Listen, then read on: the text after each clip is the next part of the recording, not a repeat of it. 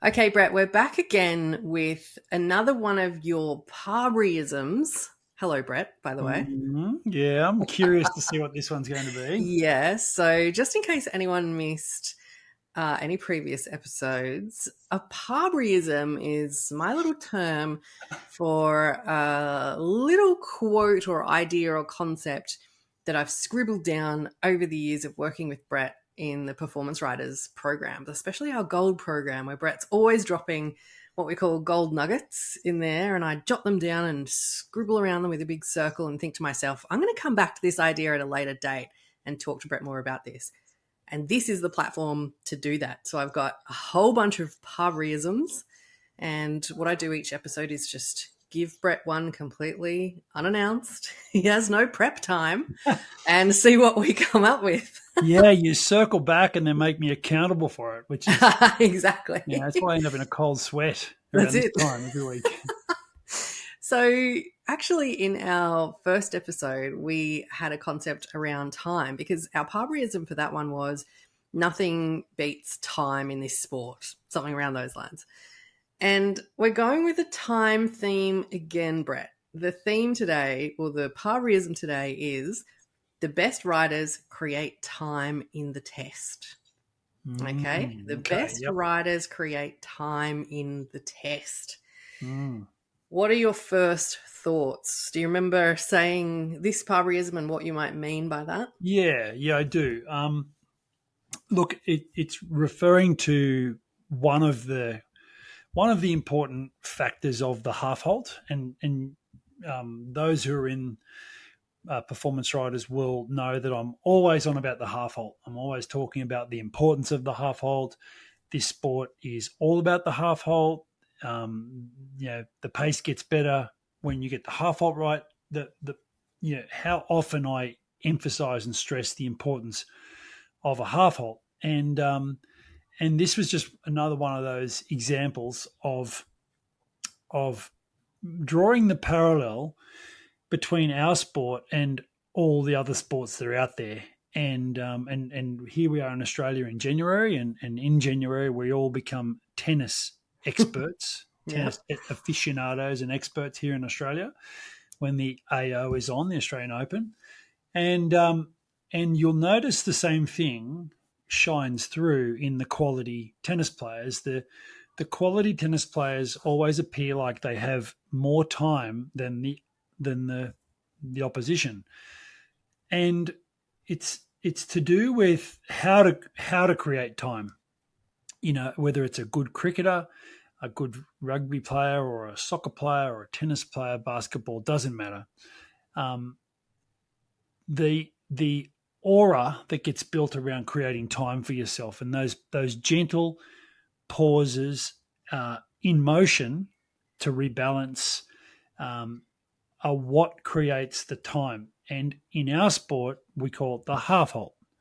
Now, this is not the only reason for the half halt, but it is a main thing that the great riders, through being able to regulate tempo and regulate balance and get the horse to sit up and back and underneath them in a half halt, will in fact create time for themselves and create better balance so they can make transitions more on point, give the judges the comfort to be at ease and to enjoy what they're watching, not feeling like the rider is winging it and flying by the seat of their pants and rushing from one movement to the next. It actually lets the judge feel confident that the rider's in control. So yeah, that's basically the context that statement was made in. And I love discussing other points as they relate to this concept as well, because I think that tennis is a great one. I noticed the same thing just on the TV this year watching the Australian Open with this particular Parberyism in my mind. And you're quite right. When, the really top players, or when a player is playing really well in a match, they just look like they have more time.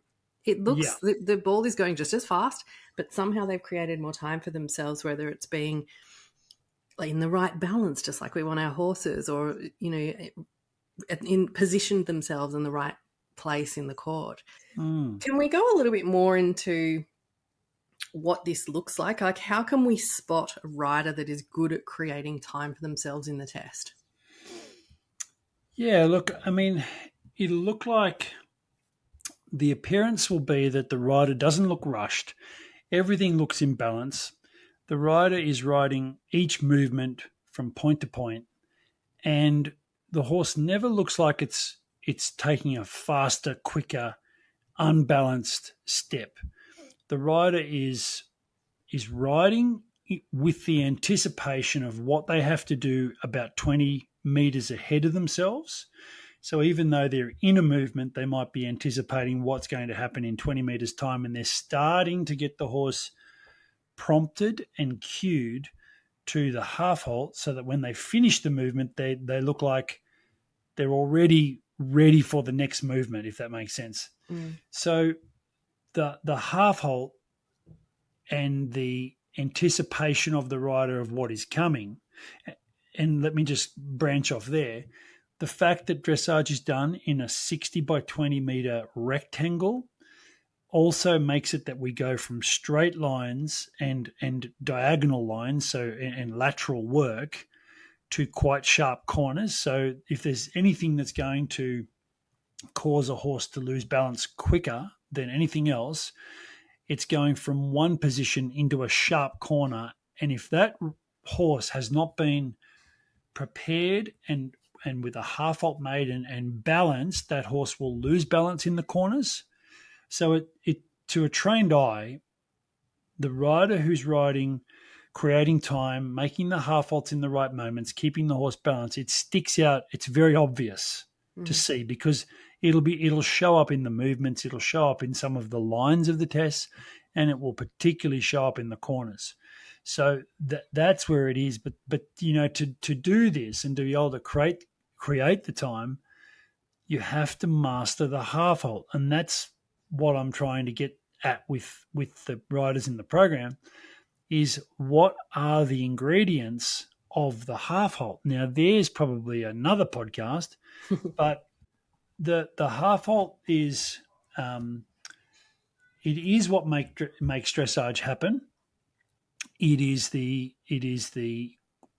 one common thing that all horses above the level of intermediate one, so going into that medium tour, into A into B, and into the big tour, into 2 Grand Prix Special Freestyle, that big tour, all horses at that level need to have some understanding of the half halt.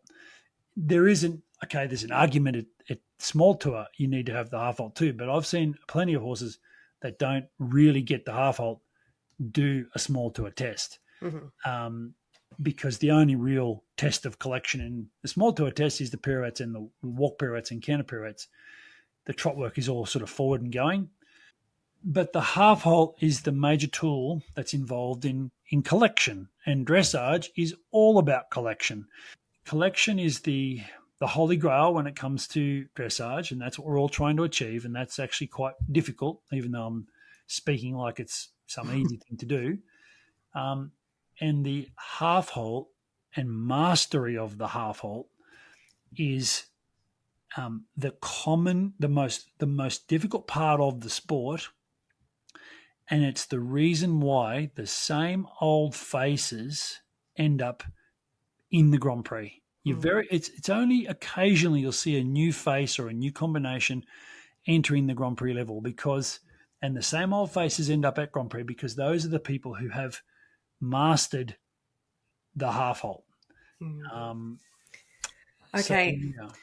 So the Parberyism we're talking about today is that the best riders create time in the test. So we've gone over what you meant by that statement, Brett, and it is actually a statement that you've made many times, I must say.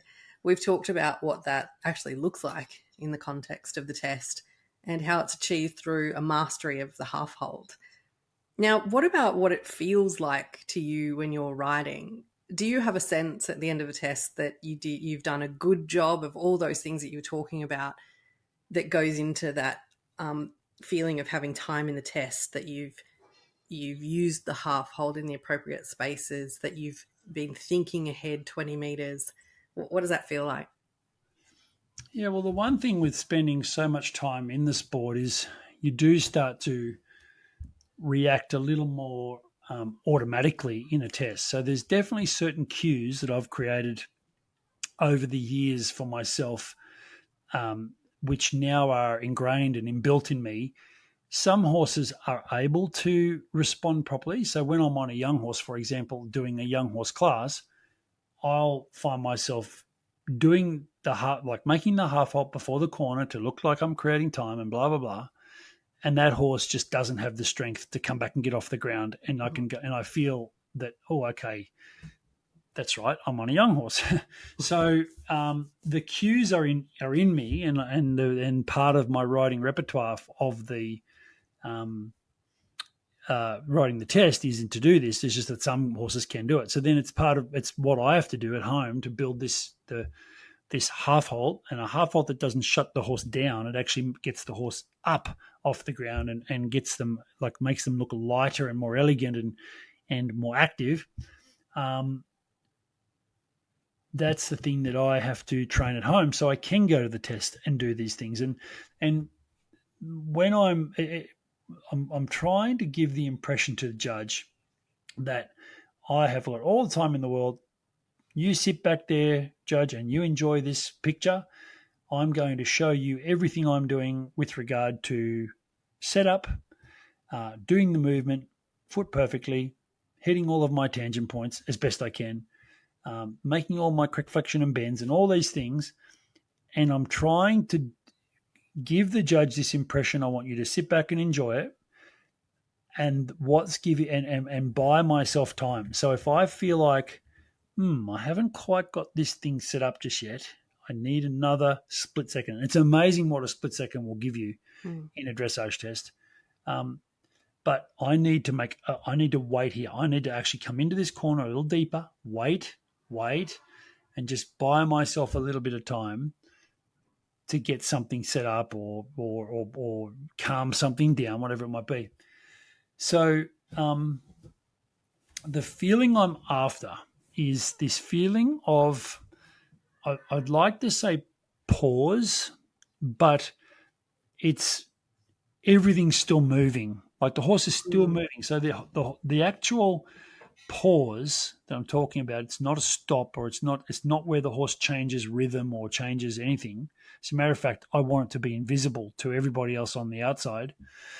But I just get my horse to spend a little bit longer in the air with a couple of steps. So if it's trot, I ask them to wait, and they don't go passage, but they just get a little bit higher off the ground, a little bit more back on the hind leg, and it doesn't look like anything has happened apart from the fact that I look like I've got all the time in the world.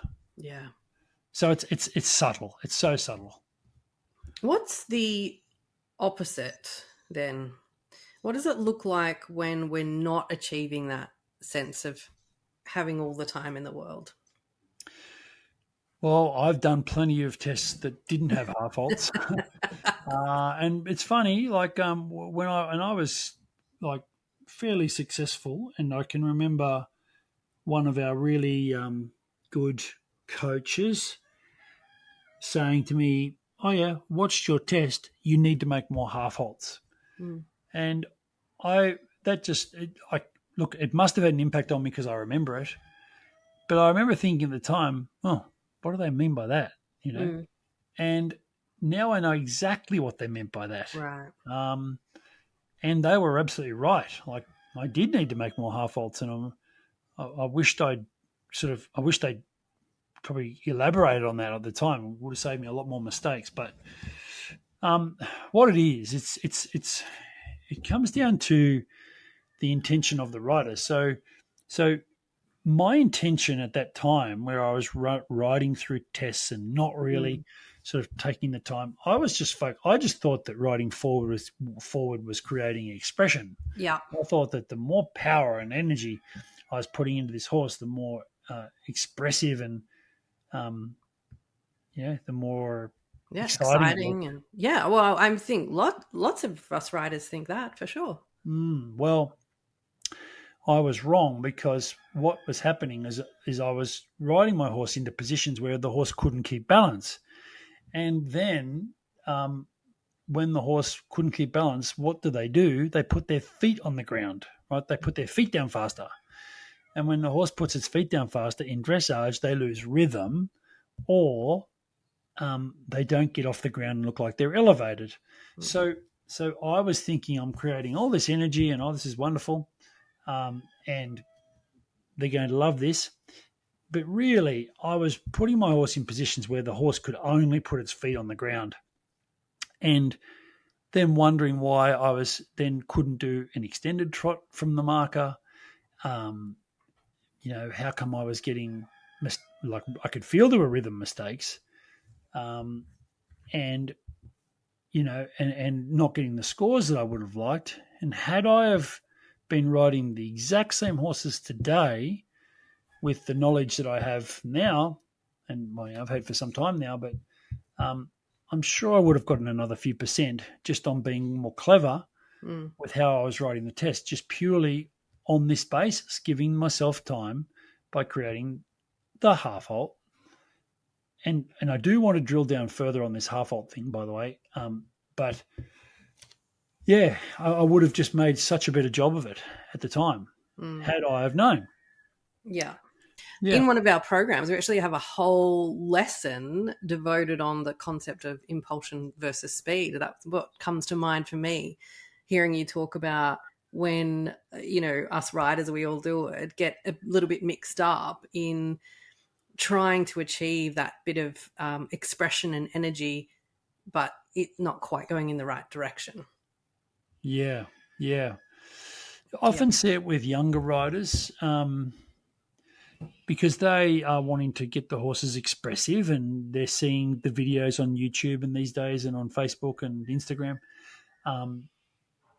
But the horse can only be, they can only let go and move when their balance is right. And what happens is they don't take the same step every stride. Like every canter stride, it's never identical. They'll get a little quicker because they'll suddenly push off their hind leg and push a bit flat and want to run. So at that point in time, you need to have a half halt or 10 half halts repetitively, one or the other, to get the horse to be balanced again and to try and just put all of this impulsion. Now, this is probably a great time to actually go into the depths of this. Impulsion is the amount of energy the horse puts into pushing itself off the ground. Nothing to do with forward, nothing to do with speed.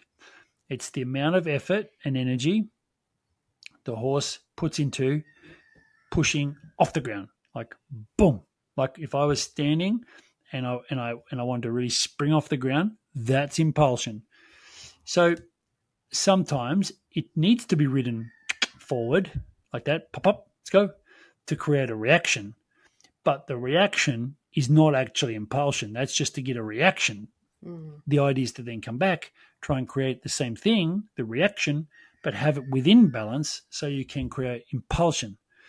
And it's important that you cannot make a half halt unless you've got the horse in front of you with impulsion. Because at the end of the day, you can't collect something that's behind you, and you can't ride something forward that's running away from you.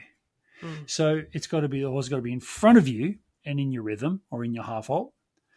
And that is then the sweet spot. So the idea is that when you make the half halt, the horse doesn't get behind you, slow down, get closer to the ground, do less, all of these things. And at the same time, we don't ride them forward past where we would make a half halt and just hang on to the front of them and let them drag us around. So there's this sweet spot in the middle, which I'm sure the people listening to this who are in performance riders who have been there for quite a while will know as what we call like the box. Yeah. There's this kind of a space underneath us, which is a sweet spot where the horse is in front of us with energy, with impulsion, and on and in our rhythm. And that's when we take some aids off, because that's the place we want the horse to keep searching for. And as we know, good horse people, training horses is all about pressure and release. So it's about the release of pressure when the horse is in this space, this sweet spot, and then getting better at noticing when the horse tries to get out of the sweet spot, because that sweet spot's pretty hard for the horse to stay in. Noticing, correcting, disappearing. Then the horse tries to get out, reappear, correct, disappear. And trying to disappear to relax pressure to reward the horse, and then ultimately over time spend more time doing nothing. And the underlying philosophy of dressage is to try and make it look easy, and you'll only make it look easy if you spend time, more time doing nothing or little. So, apart from watching your tests, of course, or the ones that you feel like you've succeeded in this ability to create time in the test, off the top of your head, can you think of other riders that you think do a really good job of this that we can keep an eye out for? Look, on the international scene, nearly all of those top riders, from all countries, there would be very, very few that are in those major shows that don't understand the half halt. Some of them don't have the horse in front of them, probably to the level where the best riders in the world do. In front of them meaning actively in front of their actual leg and with impulsion and energy. But nearly all of those riders would understand the half halt to some degree. Now, the best example I can think of, and I don't want to just go to the obvious, but when Jessica Werndl rode in the European Championships last year in the freestyle on her mare Delira, in the freestyle particularly, I saw a sequence of trot work, which was passage, extended trot, piaffe, passage. So going through all of the gears of trot, all of the different variations and gears of trot. And that horse looked like it was only ever one half halt away from passage, even when it was in extended trot. And even when the horse was in piaffe, it looked like it was only ever one leg aid away from extended trot. It just looked so in the box and so well balanced and beautifully trained, so that Jessica could give the signal and the horse was able to go from one trot to the next without a rhythm mistake, a balance mistake, a resistance against the hand. Now, that's the ultimate right there. That's where we've got to try and keep aiming ourselves. And I'm sure Jessica would tell you that horse wasn't born knowing this. It's been developed over time through a very good system of riding, through years and years of training, and has built up the knowledge and the muscles and the body and the strength to be able to do this. And that's as good of an example as I've seen of exactly what we want. Now, whether people like that horse or not, you cannot not enjoy the training. The training has been sensational on that horse. So that's the vision that I would like people to have when they're trotting. No matter what trot they're in, they're only one half halt away from a passage, like a passage feeling, or even not even passage. Like even if the horse is just learning collected trot, they're one half halt away from making a transition within the trot to something that's a little bit more cadence, a little bit more off the ground. And then when the horse is back underneath them, they're only one leg aid away from a forward step. And then as they train, they'll just keep increasing the scope of that trot. And look, it all sounds complicated, but it's got to be very easy. It's got to be very simple. And even though the nitty gritty of these things are complicated, like what aids and here and the concept of making the half halt, creating the time, getting the half halt to be the thing that creates expression, height off the ground, time in the air, that is the tool that then becomes the way to show the judges that you've got all the time in the world. And like that tennis player, I'm not sure what it is in the tennis world. I'm sure there's an equivalent. Yeah. Whether it's getting their feet in position quicker or anticipating when the other person hits the ball where it's going to go, I don't know.